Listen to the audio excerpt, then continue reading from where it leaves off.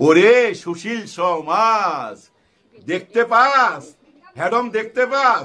তোরা না বলতি ওদের ডাকে কেউ আসবে না, এখন আসে।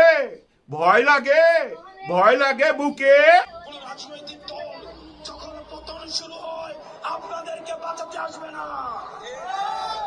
দিল্লি থেকে মাদার অফ টেরর এখন আপনাদেরকে বাঁচাইতে আসে না।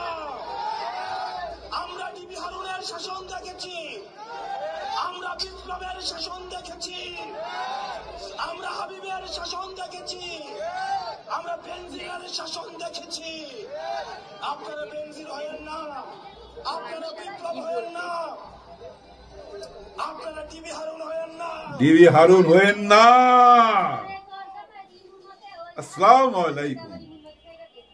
বাঘের মতো গর্জন করে, বাঘের মতো।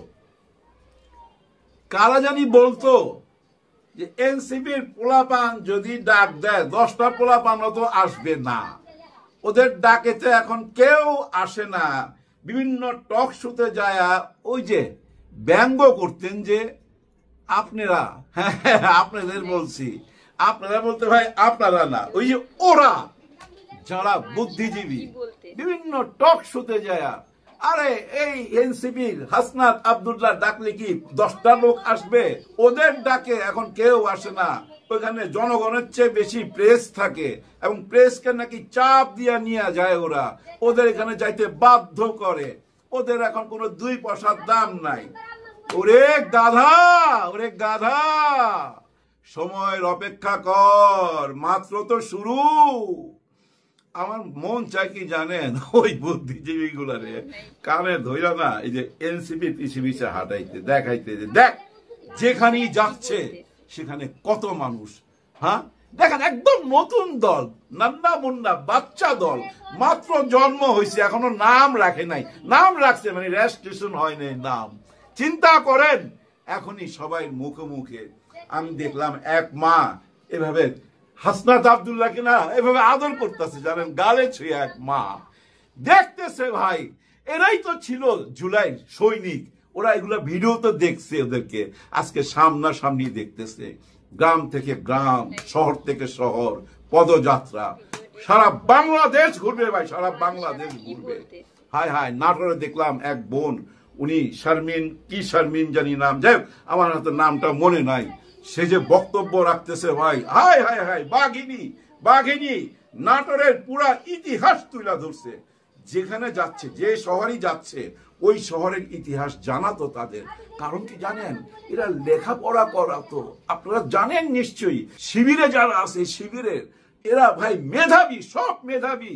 ওইখানে কোনো চাঁদাবাজ পাবেন না, কোন রকম ওই যে ঘুইরা ঘুইরা ফিল্ডিং মারা ছেলে পেলে পাবেন না, সিগারেট খাওয়া পাবেন না, সিগারেট খাওয়া কাউকে পাবেন না। আরে ওই যে চরমনাই, ওইখানে এক বিড়িওয়ালা, চরমনার যে অনুষ্ঠান হয়ে গেল সরোয়ার্দী উদ্যানে, ওইখানে এক বিড়িওয়ালা বলতেছে যে ভাই আমার ব্যবসা একদম মাটি, কোনো ব্যবসা হয় নাই, কারণ ও কোনো বিড়ি সিগারেট বেচতে পারে নাই, কেউ কিনেও নাই।